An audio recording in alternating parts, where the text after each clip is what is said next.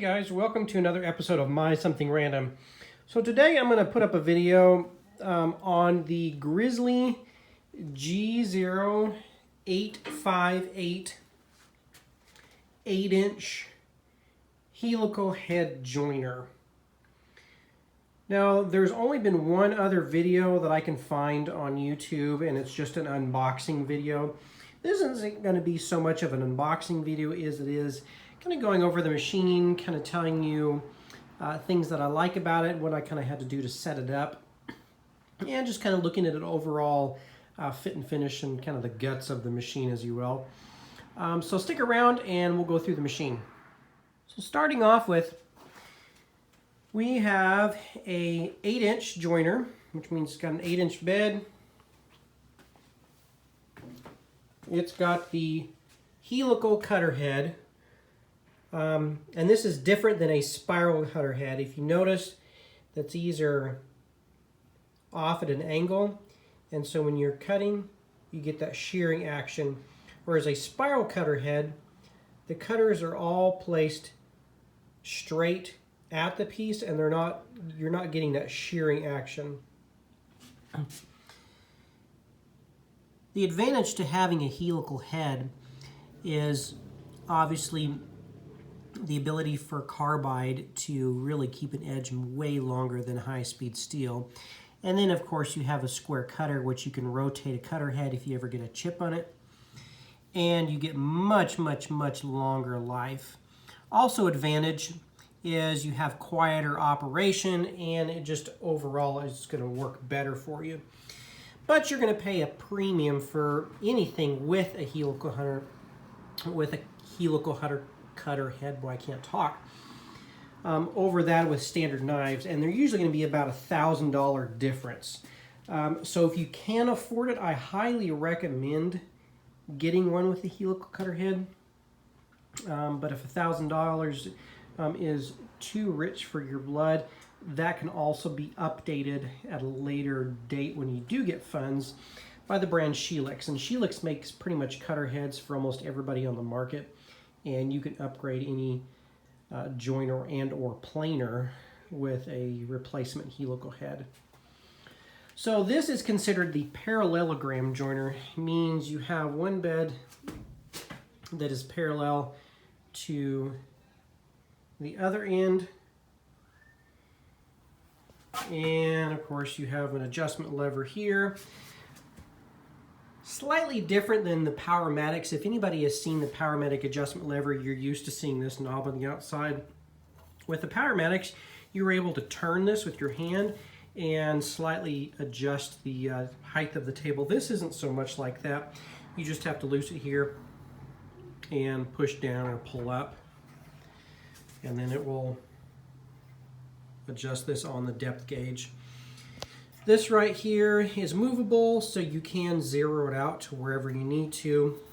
You've got little built-in holders for the push blocks that come with it. I don't pretty much care for them because they don't work that great, and so I chose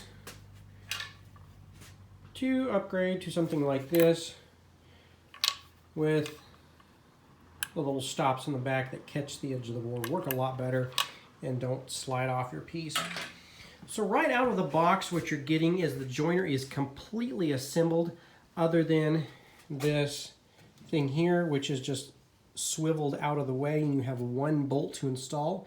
And then other than that, it's pretty much ready to go. It comes in a great big crate, so it's nice that you don't have to lift the sections together, really bolt anything on. So let's move around here to the back, and I'll show you what the inside looks like, kind of what the motor looks like, and how the belts are set up. So I've taken the back panel off, and here are 4 Phillips screws. You just unscrew, and then you can get in here and take a look at your motor. You have a nice flat ribbed belt, and to adjust the motor tension, you would just loosen these 4 screws, put a screwdriver in there, and pitch the motor down or up, and that would put tension on the belt. When I got mine, it squeaked a little bit, so I just increased the tension just a little bit. Real simple to do, not a lot to look at in here. All enclosed dust collection shroud, so all the chips are funneled down, and it does a quite nice job of collecting chips. So back to the front here, a few quick specs on the machine. You can also look up all these specs on the Grizzly website. You've got a 76-inch bed, so the total length of the bed is 76 inches. Obviously, this is an 8-inch wide joiner. Your fence is 38 inches long. Max depth of cut is going to be about 1/8 of an inch. And on the Carbide insert, you have 36 teeth on this. So, and it comes with a couple extra replacements, as well as the tool to unscrew these, which is nice. One thing that I did not particularly care for on this machine is the amount of stickers this comes with. It comes with stickers plastered everywhere. Safety stickers on everything, and it's kind of annoying, so I peeled a lot of these off. I understand Grizzly has a lot of advertising to do, but really they don't have to plaster everything everywhere in every square inch of this stupid thing.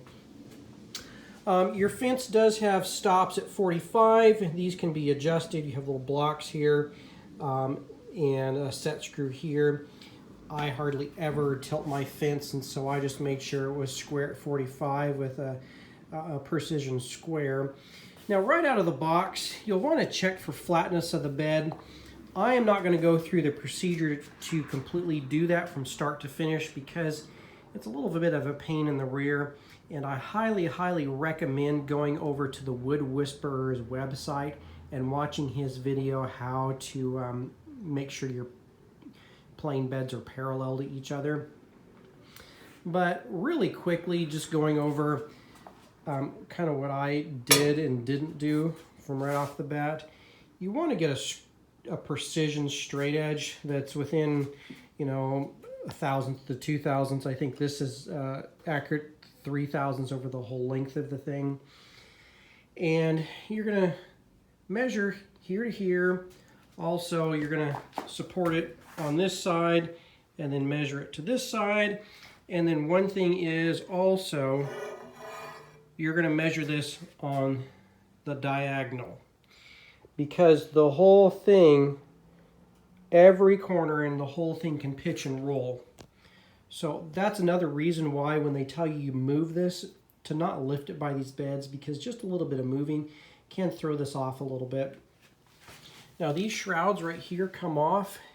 There's two covers. I've got the covers taken off right here, but there's plastic button covers that you can take off, and there's two Allen screws in here, and this shroud lifts off, and then that gets you to the eccentric bushings, and there is one right there, and this is a loosening screw, so you loosen this and turn this, and it's kind of an oblong shape, so when you turn it, it will raise or lower this side. A dial indicator works good because then that lets you know how much you're raising and lowering each corner, so you can measure it. Also, you use feeler gauges underneath this, and you'll look for light to make sure it is perfectly flat and parallel to the other bed. And I highly recommend to watch that video before you mess with any of this right here, because if you get this off, it takes forever to get it back. And I learned the hard way. It took me about 3 days of messing with this to finally get it back where I have no snipe, and it was back in square.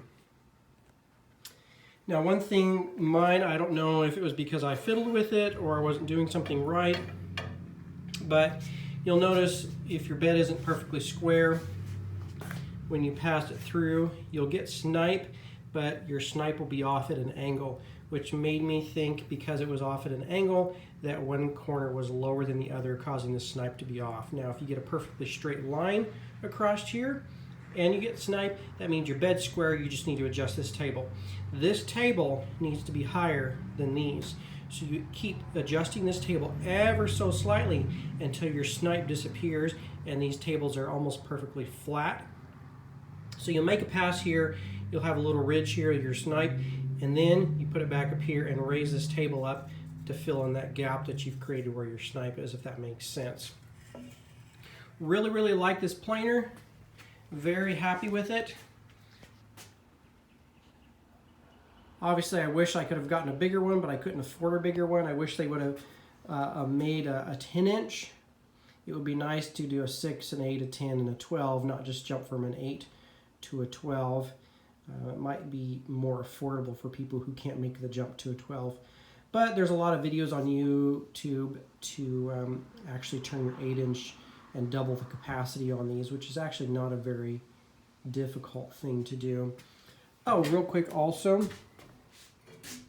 the fence is on the rack and pinion, so you'd loosen this, and this moves in and out really easily, really nicely. So one thing I have done on all the beds of my woodworking machines is I've been trying this stuff called Colonite. It's an automotive racks, but it says it can be used, you know, on metal and other things. And so I've used it on the beds of this, and so far I've not gotten any rust, as well as my table saw. Been really happy with it.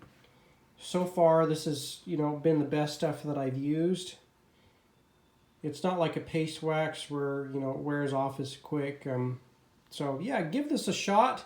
I think you'll be quite surprised in how good it works. So I'm going to set this up real quick on a tripod and run a piece of wood through. I'm going to kind of move the guard out of the way just so you can see the blade and how it works and what kind of surface finish that I'm going to get. One thing I forgot to show before I get started is it's got a nice 4-inch dust port. So the piece of wood I'm going to use is nothing fancy, it's just a piece of pine, but it's pretty ratty, pretty rough surface, and so you'll be able to see how it cleans it up.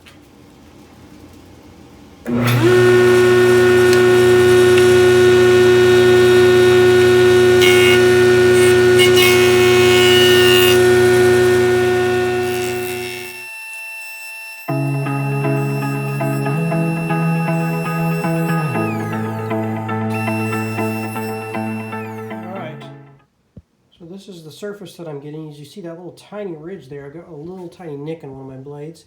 So all I have to do is just rotate it and it will be smooth. As you can see,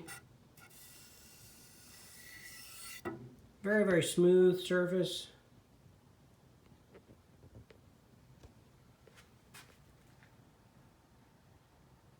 Does a really good job. If you have any questions or if I forgot to talk about anything, just message me in the comments below and I will do my best to answer your questions.